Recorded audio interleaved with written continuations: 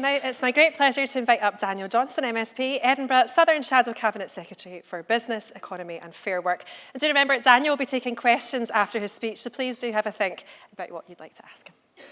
Thank you so much for inviting me here today to speak to you, because I think your industry is incredibly important. It is very much, I think, the front door to so much of what happens in the economy.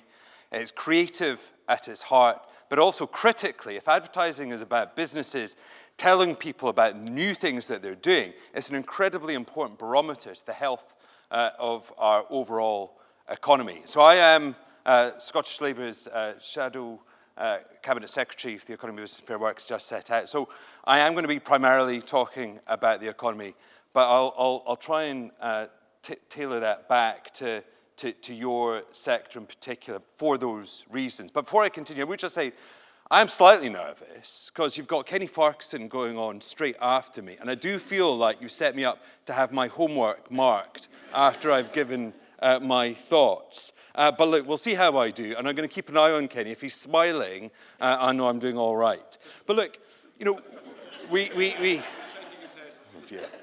But look, I think everyone is used to politicians talking a lot about change. And sometimes, and rightly so, we're challenged, well, what do we mean? But I think it was very interesting for me speaking to many of you before coming into this room, because I think actually what I hear is that change absolutely is needed. Yours in an industry, like a lot of others, that feels like kind of challenge and turmoil has become almost permanent. We've had a decade of really challenging economic circumstances, but you know, I come from a retail background. For many industries, it feels like 2 decades of just constant disruption, whether that's technological, whether that's things like the credit crunch, whether it's things governments are doing to business. So I think there is a need for change. And for people in Scottish politics, I think this is a point for reflection as well, because we've had 25 years of the Scottish Parliament. And I think if we're being honest with ourselves, we've had 25 years of devolved Scottish politics that is focused almost exclusively on social policy to the detriment and exclusion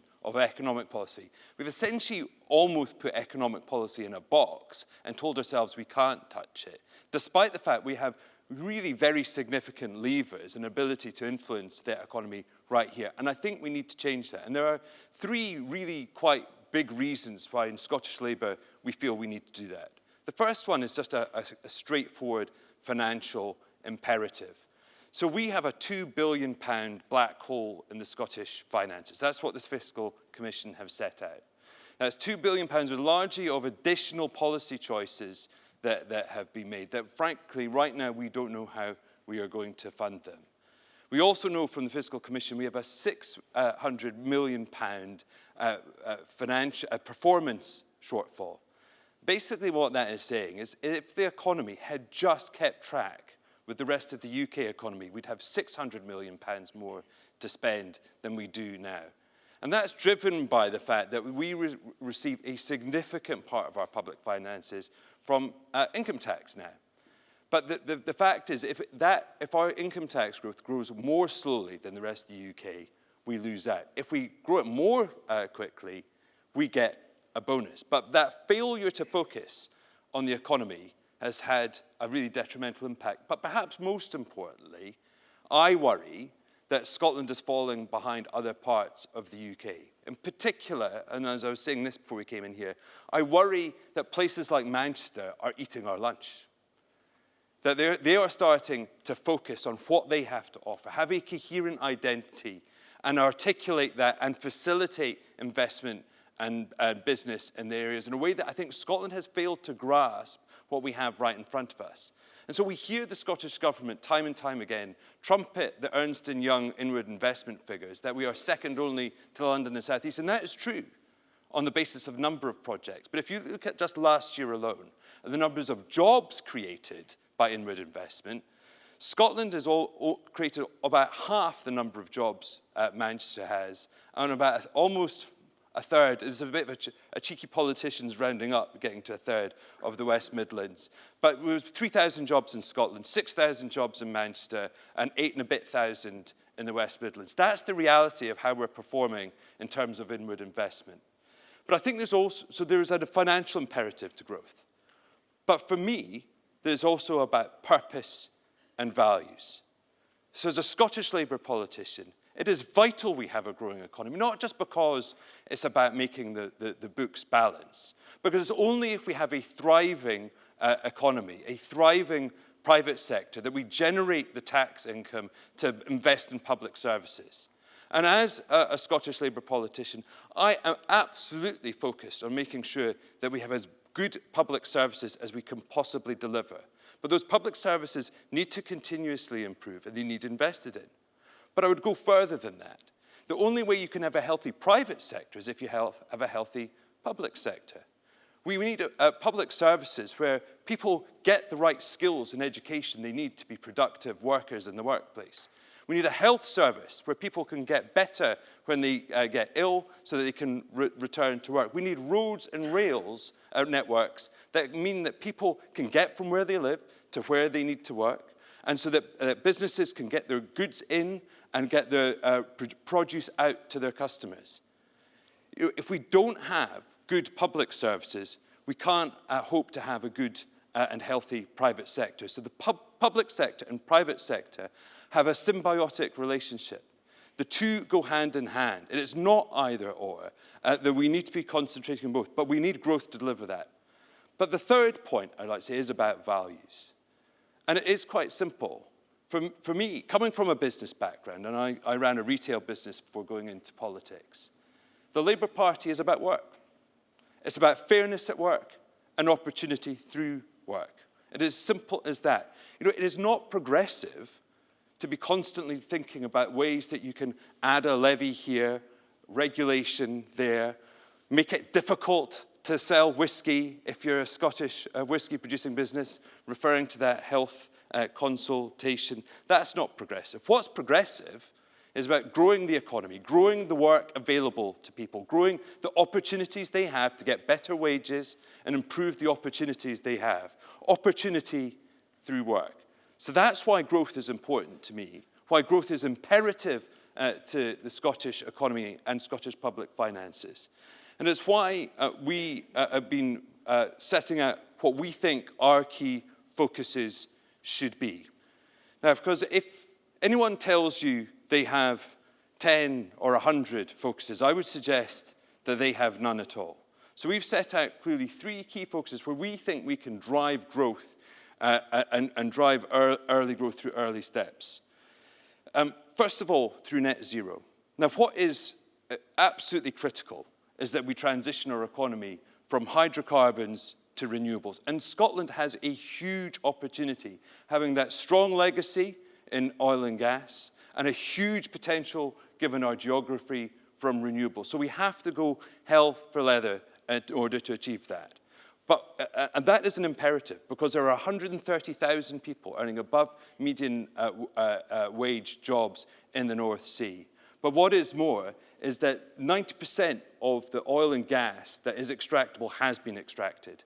So the transition is an imperative, not just because net zero is something that we want to achieve, but because we have to, because the days of oil and gas are increasingly behind us, and we need to secure efficient and secure access to energy for the future. And the countries that invest in the renewables and secure that will be the ones that succeed in the 21st century. Secondly, we need to really drive towards technology and professional services. We, across the Central Belt in particular, have a huge strength in technology and professional services. We have huge innovation. Edinburgh is one of the homes of artificial intelligence and data science. We have digital and technology firms right the way across the Central Belt.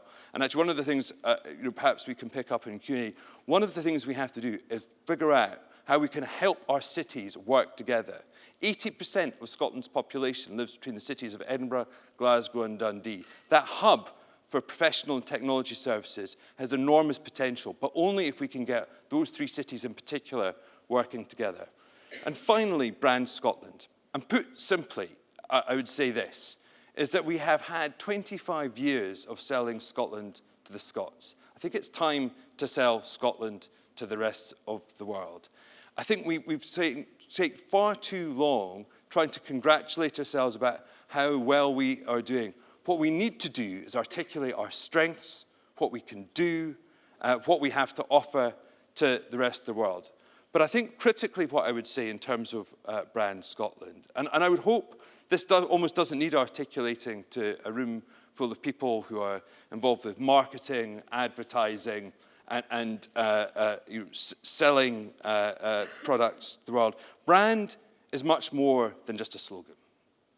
This isn't just about marketing Scotland as a tourist destination, or perhaps, if you're at a stretch, marketing whiskey and shortbread. This is about an articulation of what we have to offer. Brand, in its true sense, should be an articulation of what your strengths are, what your strategy is, what your USP is to the world. And I think, in a sense, what I would say is this, is that we have had a politics in Scotland that has sought to kind of do all the things that big countries do. But in the process of doing that, for a small place, we have made things hellishly complicated.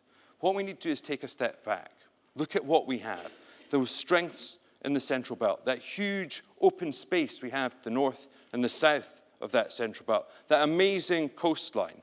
We have huge geographic wealth, strengths, and asset that allows us to produce all sorts of amazing things.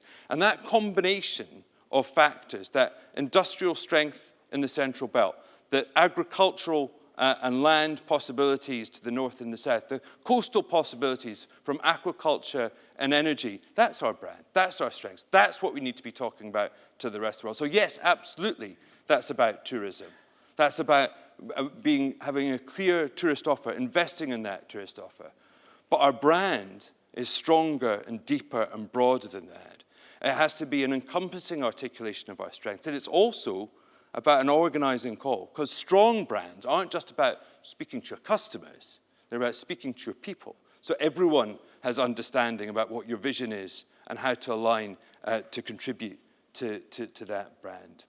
So those are our three focuses. And I think just finally, I would just say this. The other thing that we have done, and I alluded to this at the beginning, is overly focused on what we can't do in the economy. Talking about levers. Scottish politicians love talking about levers. They never tell you what they are, though. So, yes, there are levers such as monetary policy and elements of taxation that we don't have control of. But we do have control of the fundamentals of the economy. Skills and education. We have direct control of that. We have had that since 1707. Land, through the planning system, we exert huge control over land use, which is fundamental to the economy. Third, infrastructure and connectivity, how we join up our country. Fourth, investment and innovation through our enterprise agencies, providing direct support to companies wanting to do new things. And finally, regulation and taxation. Those are fundamentally impacting how and what businesses can do and the additional charges. What we need is an industrial strategy that understands those levers and applies them to the objectives that we set out. And if we do that, I think we will achieve an economy that is doing new things, that is innovating, creative. We'll create the jobs that Scots need, and we'll create the business that your companies and businesses need. Because if we have an economy doing innovative things, where decisions are being made here in Scotland, businesses that are being creative, they will need advertising and they will keep you busy. So hopefully, that is where this all comes together. Hopefully, I've said some interesting things, and I see I'm landing just about perfectly on my time. I've got a minute to go. So we'll stop there and be really keen to answer any questions, share any thoughts with the room. Let's take a seat. Thank you. Okay. You sit here. Yeah, sure. So being very awkward. No, it's okay. Do we have any questions for the audience? Here we go. That gentleman at the front. Thank you, Daniel. That was very interesting. Let me try that. Is it on? Hello? Yep. Yeah. Hi, thank you, Daniel. That was interesting. I'm Pete Martin, the Vice Chair of the Marketing Society in Scotland. I'm a long-time ad man when there was an ad business to talk about. A couple of observations, really. this is going to sound like I'm quibbling semantics, but I always consider growth an outcome, not a strategy. And over the course of my career, I would say the key thing that has determined the shape of our business has been the drift of corporate decision-making out of Scotland. Do you think there's my own feeling is that most of the challenges are systemic. Do you have an answer for how you shape the whole of the Scottish economy in a systematic way? Yeah, no, it's a good question. And I agree with you about the point about growth is an outcome, not a strategy. Hopefully what I was doing was outlining at least some of the elements of what the vision might be that underpin the strategy. But look, I mean, I think fundamentally for me is the economies are built at a regional level. And right now, and I think this is one of the things that's happening in other parts of the UK outside of Scotland, is actually they have got the building blocks in order to grow their economy at that level. I think the second part is, and I don't have the answers to this, I mean, I think what you need is more decision-making made here in Scotland. But in a globalised economy, what does that look like? So I think one of the things that we need to do is, yes, I think seek to stimulate the growth of indigenous businesses, but I think it's also about trying to attract the functions that might be making some of those decision-making here. So for example, I find it really interesting. Scotland has 25% of Pernod Ricard's globally invested capital. You know, for a French business, that is huge. But they're also, you know, into the sorts of jobs that might be making those sorts of decisions. So I think we absolutely want to try and grow our own, but I think part of the game that we're also missing out on is just trying to grow up the value chain of these global businesses. Because if we've got the fundamental assets that you need, and whiskey is pretty obvious, you can't make, you know, Scottish whiskey anywhere else. But you know, potentially in areas like renewables, but even back into financial services, where we've seen substantial investments from businesses like Barclays, JP Morgan, Morgan Stanley, can we grow up that value chain so we can actually get the decision-making happening here? And I think to date, we haven't really seen a focus on that sort of investment. When we talk about inward investment, you know, SDI, Scottish Enterprise, tends to focus on first-time investment. And I think what we need to see much more is a focus and assistance around B2B investment, which is about crowding around the executives who are here so that when they're going to their global boards, you know, that we're providing them with the tools they need to win the repeat investment, you know, from those global boards here into Scotland. So I think those are the sort of the threads of the strategy we need in order to deliver what you're talking about. Is that? Anybody else? Daniel, Barry Fern from Lane Media. I've got a question which kind of joins a lot of the dots together from your speech, which was very good, very rare for a politician to be so cohesive. So thank you for that. Very rare for me to be that cohesive. So thank you. There's a regular annual report, which I forget the name of, but it basically talks about the gap between the digital skills in Scotland and the number of roles that would be available if there were enough people with those digital skills. Yeah. And that number is going up and up and up each year. And until last year, there was a very good growing not-for-profit digital skills academy called CoClan. Yes. And sadly, CoClan went into liquidation. And one of the reasons, it's not the only reason, one of the reasons was a lack of government support and money got stuck in the pipes. So how would you potentially help to create the solution where that money doesn't get stuck in the pipes to support an organisation such as that is ultimately trying to benefit the future of the digital transformation of Scotland? It's a great question on a lot of levels. So, I mean, you know, when that was all happening, I actually got on the phone, was speaking to various people involved because I was so concerned. I mean, I thought CodeClan was a great example, not just because of, you know, what it did in terms of creating digital skills, but because it was a sort of a non-traditional route. It was a very, you know, rapid reskilling, you know, taking people who might have had education or training in one area and then, you know, getting them into those sort of above median wage jobs. You know, so if that's what I'm interested, CodeClan was a great example of the sort of thing that can do that. So, so first of all, I think we need to free up skills funding, so actually we can fund more things like Code Clan. So one of the things I think that we need to do is modularize things like apprenticeships, have much more micro-credentials so that things like Code Clan can tap into that money, so that you don't have to be delivering kind of a whole degree or a whole apprenticeship. And that hopefully would encourage that sort of innovation. But I think there's actually a more fundamental point. And I think the report you're saying, I think we produce something like 3,000 people a year with the sorts of digital skills, and we need something like 13,000. It's of that sort of the order original of report gap, was something like 13,000, then it was 18,000. I'd be surprised if it wasn't 25,000 now. So I think one of the things, and actually sort of, as my time was ticking down, I dropped this from what I was going to say.